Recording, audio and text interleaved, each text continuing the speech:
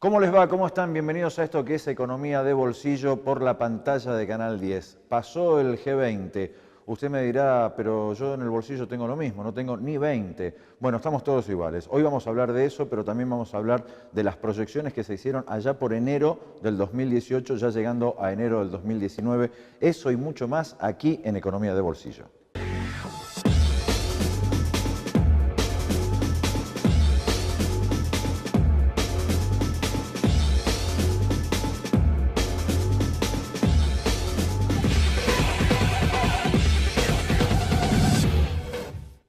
Y arrancamos nomás esta edición de Economía de Bolsillo. Bienvenidos una vez más. Ya saben que se pueden comunicar con nosotros en las redes sociales, si no este número de WhatsApp que aparece en pantalla. Mario, buenas noches. ¿Cómo te va? ¿Qué tal, Cato? Muy buenas noches. Un saludo especial para los amigos de Santa Rosa de Leales, a Sebastián, a todo el equipo de fútbol y al club que nos recibió tan amablemente en la charla de Economía de Bolsillo que compartimos con ellos. Sí, de fútbol no querés hablar, así que vamos a hablar de lo que tenemos que hablar. Te pido, por favor. Vamos adelante. Que tiene que ver, bueno, pasó el G20 y muchos creyeron que iba a cambiar la realidad incluso del mundo, no solo de la Argentina. Bueno, no cambió la realidad. La verdad que fue un evento internacional importante para la Argentina desde el punto de vista de la realización prácticamente sin conflictos, con una situación prácticamente de una ciudad desolada, en el marco de medidas de seguridad donde cada uno de los miembros participantes trajeron sus propios equipos, ya que no pudimos ni siquiera resolver un partido de la Copa Libertadores. Pero creo que tendríamos que afirmar que más que un G20 fue un G2. El eje del encuentro del G20 fue el conflicto Estados Unidos-China, China-Estados Unidos en esta guerra comercial, y eso terminó siendo en definitiva lo que tiñó prácticamente el eje del encuentro. Sumado a esto, esta situación tan particular del Reino Unido en esta decisión de separarse de la Unión Europea. El Brexit. Exactamente, que seguramente le plantea a ese país una nueva situación en cómo insertarse en el mundo, y estos tres países se llevaron prácticamente todos los laureles a los efectos del debate, que a los efectos del bolsillo de cada uno de los argentinos, de los tucumanos en particular, efecto cero.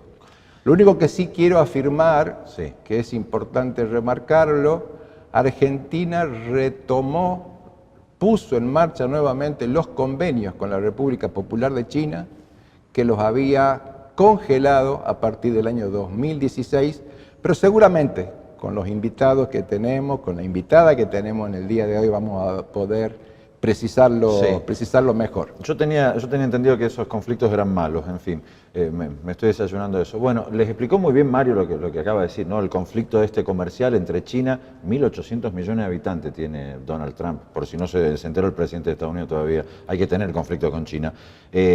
Además lo del Brexit, económicamente cómo se va a mover el mundo a partir de esto, de la salida de Inglaterra. ¿Esto a la gente le interesa? ¿A la gente le afecta en el bolsillo? ¿No le afecta? ¿Sigue todo igual? ¿Empeora o no? Nosotros salimos con las cámaras de Economía de Bolsillo y charlamos, por ejemplo, en esta oportunidad con Cecilia, que es propietaria de una despensa, en un almacén de barrio, sin verdulería. Veamos qué pasa en la calle. ¿Qué dice la gente?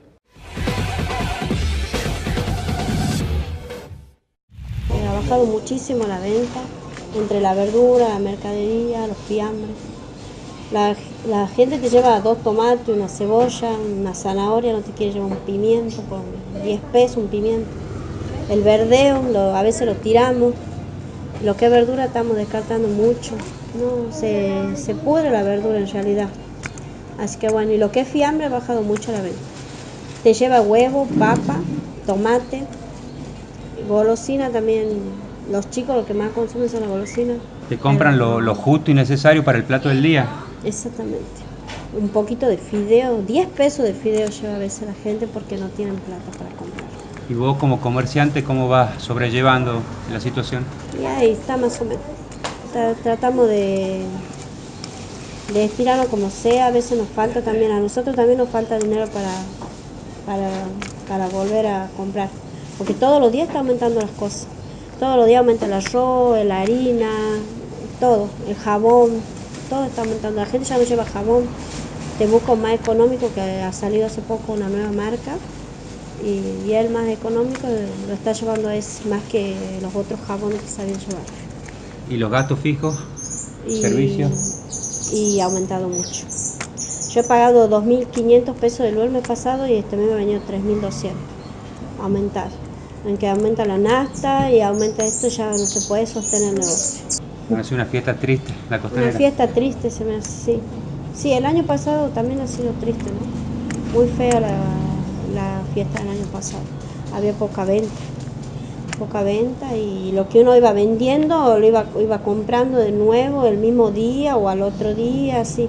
22, 23 compraba un poco de bebida, un poco de miga, un poco de fiambre y me ha faltado mucho para reponer.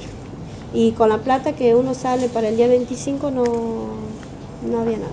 Y el 25, que es el día que más se vende, a veces no pasaba nada con la venta del año pasado. Y este año se me hace que puede ser peor, ¿no? A mí se me hace que va a ser peor esta fiesta.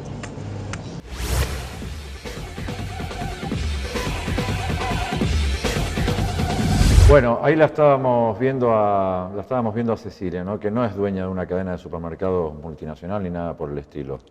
Lo más interesante de esto, Cato, es que, y agradecemos la sugerencia de quienes nos escriben, hicieron la propuesta de que salgamos a la calle, nos encontremos con la gente, con la realidad. Bueno, esto es parte de lo que da Tucumán y seguramente gran parte de los argentinos. Estos pequeños comerciantes, las pymes, las empresas en general tienen en distintos rubros. Acá agarramos un tema que tiene que ver con la alimentación, una verdulería que se descapitaliza. Pará, ¿querés que sigamos viendo el tema del rubro alimentación? Porque justo me diste el pie. A 20 cuadras nomás de Casa de Gobierno, estuvimos también en un comedor, en esta oportunidad charlando con Roxana. Un comedor, sí. Estamos en el comedor Nuña Esperanza, que está en la Próspero García, al 1500, barrio de Abril, Costanera. ¿Desde cuándo funciona el comedor? El comedor está funcionando desde hace 29 años, que estaba a cargo de mi madre, y yo a cargo hace 3 años.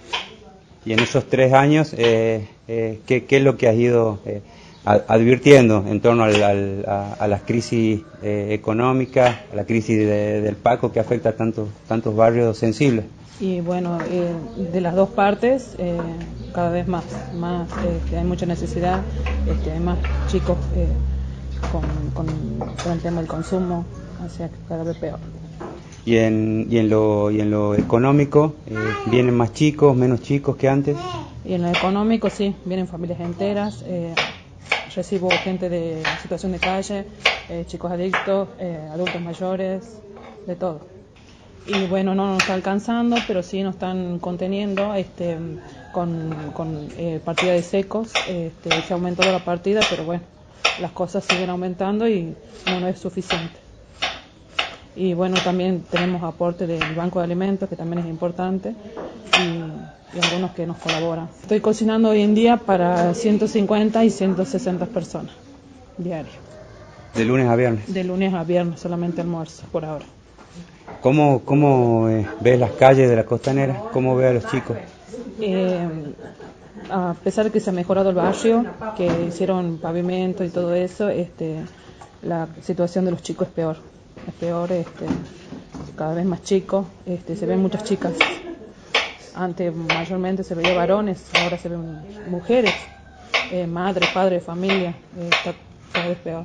Vienen chicos descalzos, vienen de ojotita, a pesar que hace frío, vienen con esas cositas plásticas, zapitos que le llaman ellos, y bueno, se está notando que no alcanza, ni para que se vista.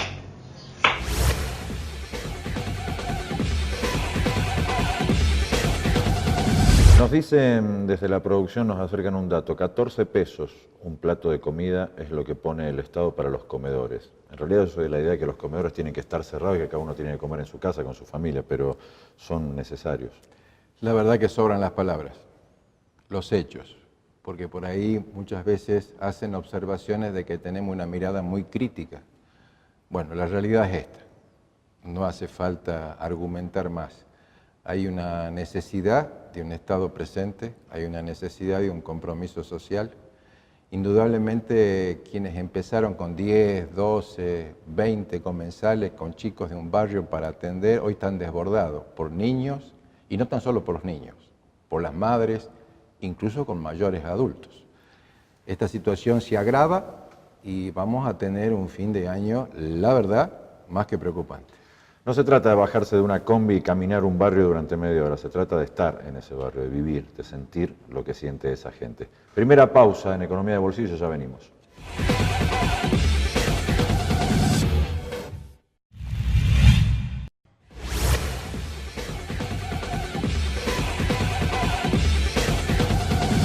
Lo prometido es deuda, lo anticipó Mario. Yo en el principio del programa no lo había anticipado, es verdad, porque arranqué así medio... Vine como acelerado. Cuidado. No, vine Agregué. vine acelerado porque quería hablar de fútbol, hoy vos no querés y esas cosas a mí me ponen Por mal. favor. Pero vamos a hablar de algo que fue mucho más importante. No, yo hablo de la Copa Libertadores, ¿no? Tenemos No quiero nombrar. una mirate. audiencia No, compartida. por eso no quiero hablar. Pero De no. corazón. Quería hablar del G20, que el G20, Algo y para eso la tenemos anticipamos, a la sí. licenciada Leila Mohana. Me encanta decir Mohana.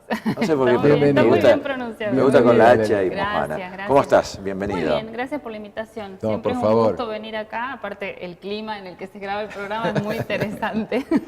La Más allá, pasamos bien, más mira, allá del tema. yo sí, y arranco derecho con el tema. Más Sí. allá de la emoción del presidente y todo Sí. lo que dejó la emoción, que muchos dijeron, ¿y? Claro. Eso, ¿y qué dejó el G20? ¿Qué fue Para el G20? la economía de bolsillo, nada. Nada. En definitiva, creo que el narcisismo argentino nos lleva siempre a buscar qué nos deja, qué nos depara, por qué estamos acá. En realidad nosotros formamos parte de un foro, nos tocó hacer en este caso la cumbre en Argentina, también hubo una serie de gestiones para que así fuera. Sí, perdón, mira, te Sí. interrumpo ya, mil disculpas, porque vos misma lo dijiste, muchos no sabemos, me incluyo, Sí. qué es el G20, ¿por qué estamos en el G20 nosotros? Bueno, el G20 es un foro que nace a fines del siglo pasado, 1999. Y en ese foro lo que se buscaba era discutir problemas relacionados a crisis financieras que habían atravesado los países emergentes.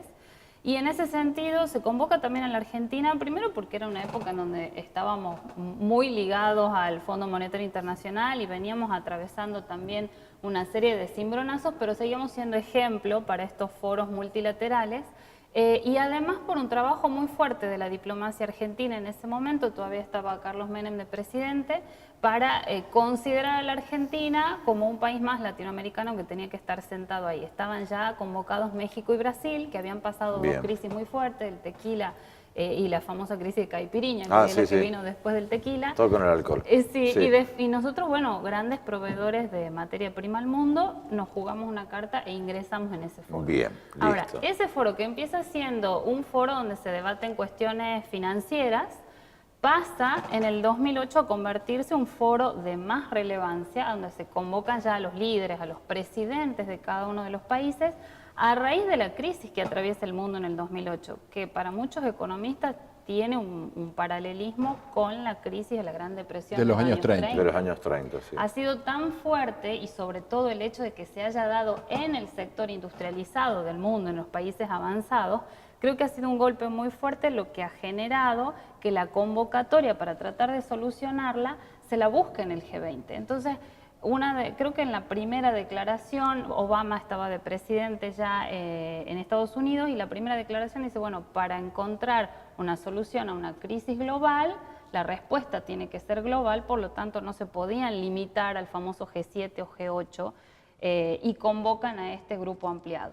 Y a partir de ahí el G20 se convierte en un foro informal, en el sentido de que no hay instituciones que la presidan ni nada por el estilo, una sala de discusión de temas importantes referidos a la gobernanza global.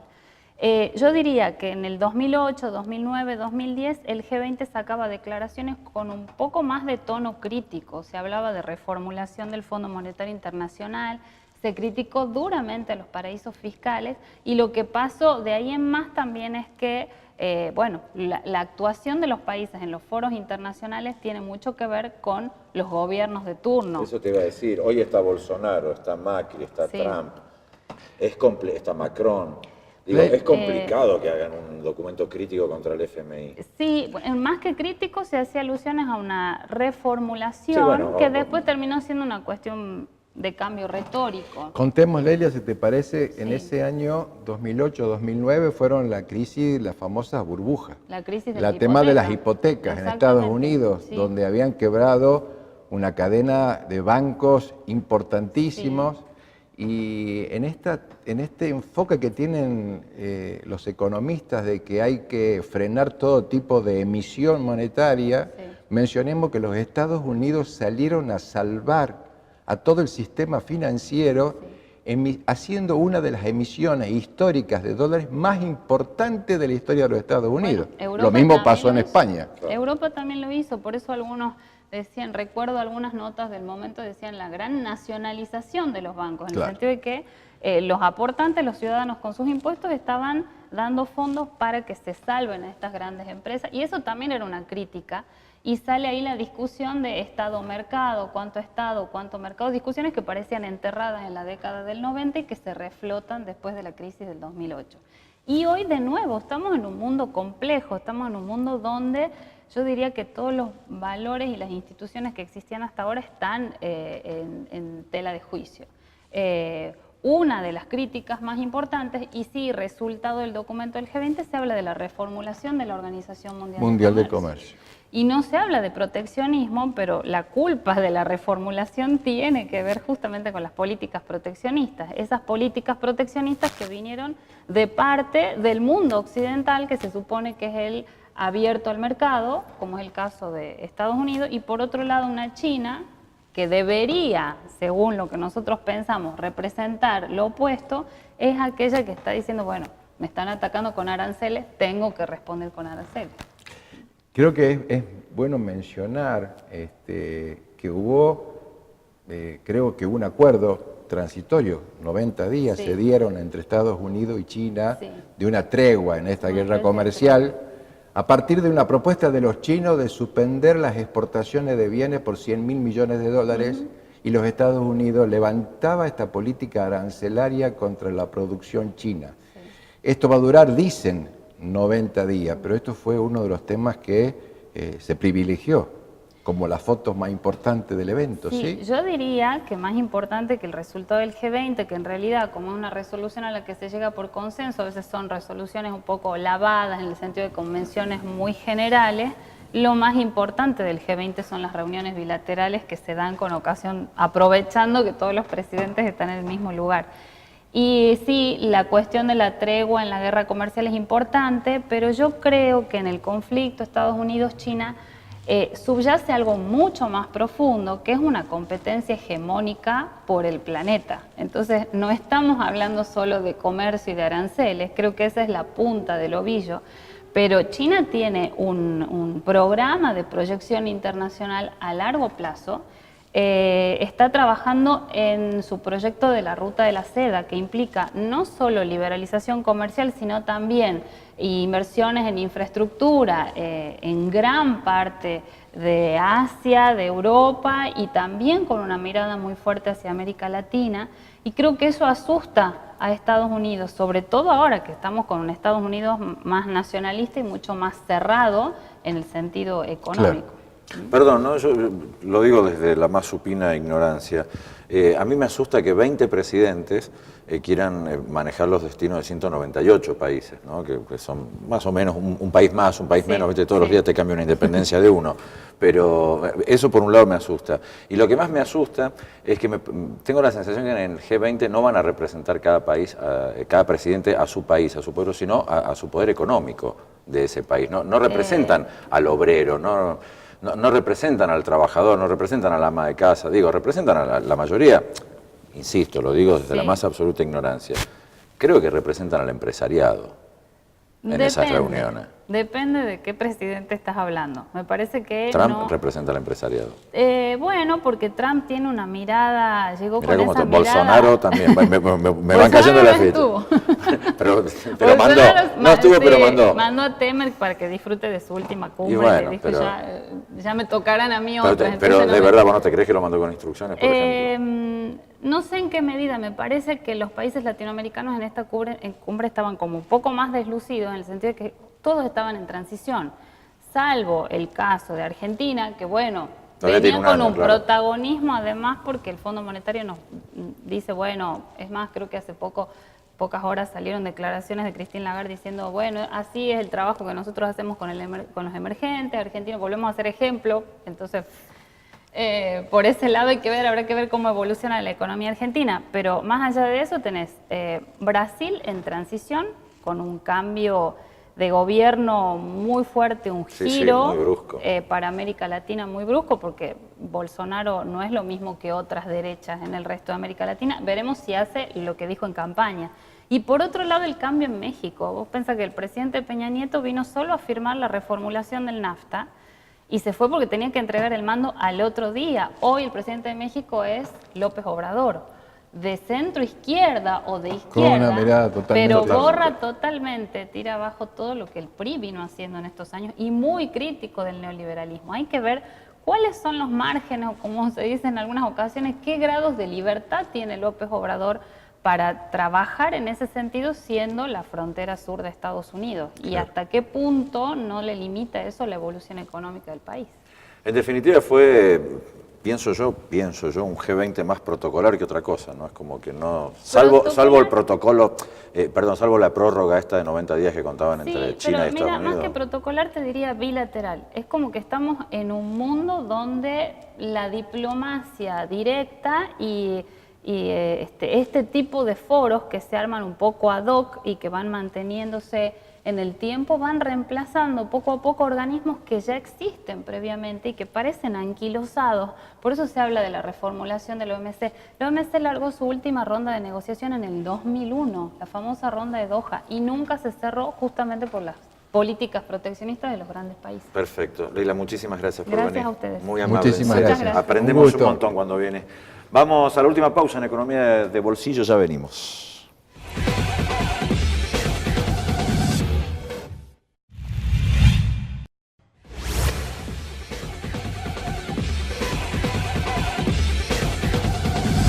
Último bloque de Economía de Bolsillo y no hablamos de Macron, no, de tantas cosas no hablamos, de tantas cosas. Un G20 multicolor. La verdad que pasaron de todo y creo que fue muy útil las reflexiones de Leila como para ubicarnos en lo que es este tema del G20, que se habló tanto y resultó tan poco.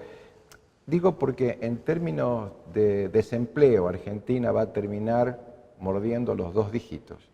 En tema de inflación vamos a superar el 45% interanual. En términos de caída de la actividad económica, la industria está trabajando al 60% de la capacidad instalada. Estamos llegando a un fin de año donde la Navidad va a estar alrededor de un costo de los 4.000, 4.500 pesos. Sí. Los jubilados con una jubilación ajustada al mes de diciembre de 9.200. Digo, esta foto, estos videos que compartimos hoy, este encuentro en la calle con la vida real, constatan de que hay un discurso, hay una puesta en escena y hay una realidad que tenemos los argentinos totalmente distinta. Esta realidad que tenemos es la realidad que vivimos de manera cotidiana y es la que en realidad vive y siente nuestra gente.